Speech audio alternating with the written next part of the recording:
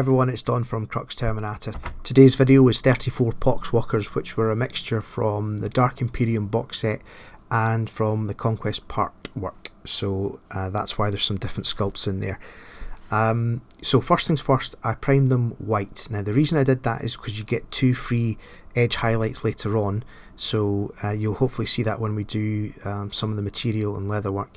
But the important thing to do here is to get some Death Guard green and to water it down. I used some satin varnish and some flow improver to get a nice consistency for the wash, and it's just basically going over, trying to be as careful as you can just to get the fleshy areas.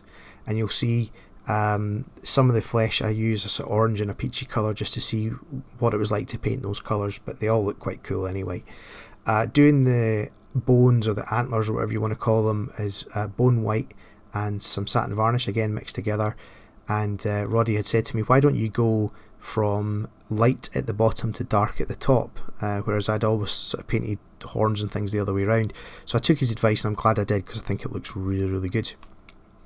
So there's lots of horns, but there's even more boils. So I used the same bleach bone to paint every single boil on 34 Poxwalkers. It can take hours. It took a whole sort of day's worth of hobby painting for me. And then I used Lamenter's yellow, the glaze, straight from the pot, to give them a sort of lovely sort of toxic, poisonous teenage zit look, which if you're old enough like me, you'll probably remember from staring into a mirror when you were 16. So a red wash around the zits, and again I'm just using satin varnish to sort of make that a bit more thin. Don't skip this step if you can help it, because this is what really makes the zit stand out. If you're using that yellowy zit against a sort of greeny Death Guard colour, they kind of melt into that colour, so the red's really needed to give you the separation.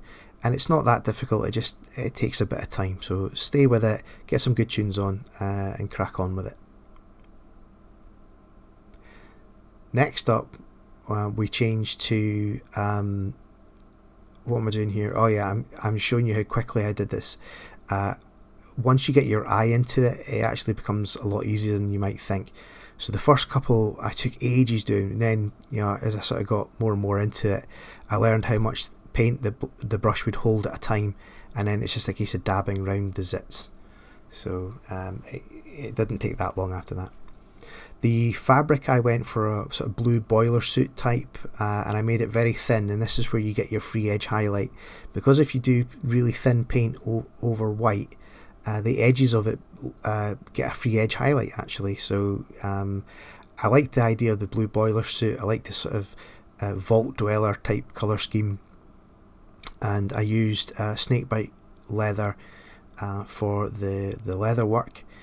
Try to keep it sort of industrial looking as well, and again, if you keep that nice and thin, the edge highlight from the white is a free bonus step that you don't have to do.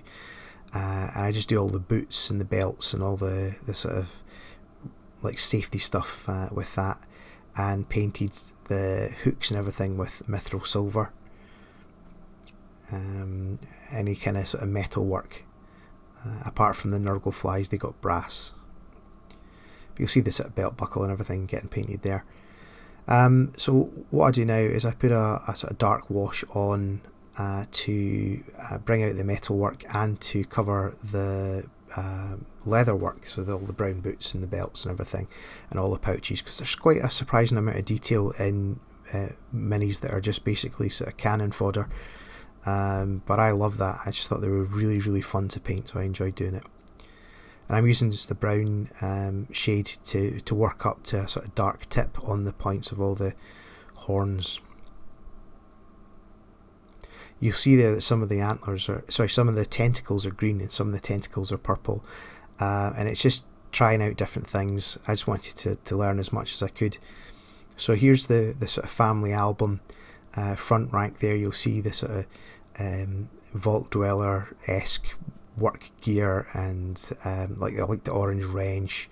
I just liked trying to come up with some different ideas for the different characters. One of my favourites was this guy. I just made him up like a doctor. Maybe he was trying to treat the poxwalkers when they first started, and he's got a bloody handprint.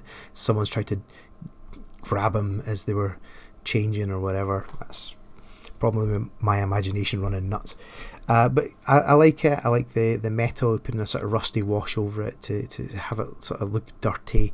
The hammer and chisel guy there, you'll see some of the metal work's got green on it to make it look dirty and poisoned and toxic.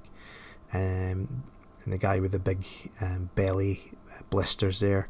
Guy with delicious looking snot coming out his nose. We're all a bit into like fart jokes and stuff like that in 40k, especially if you like orcs, but these guys take it to a whole new level with intestines hanging out and stuff like that. So it's actually a lot of fun in a really immature way. So I hope you have fun painting your ones. Second last rank, I think. Tried to make, when there was two sculpts the same, I tried to make them different, so either different coloured tentacles or some sort of difference, just to sort of make them look like a big swarm of trash, which is really what they are.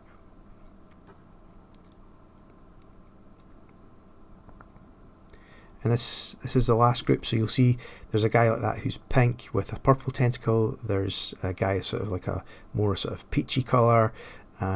There's a guy with exactly the same sculpt, but he's green with a green tentacle. You'll see another one with a purple one. It's just about trying to make it all happen. So if you liked it, please share it with your friends. Cheers guys, bye bye.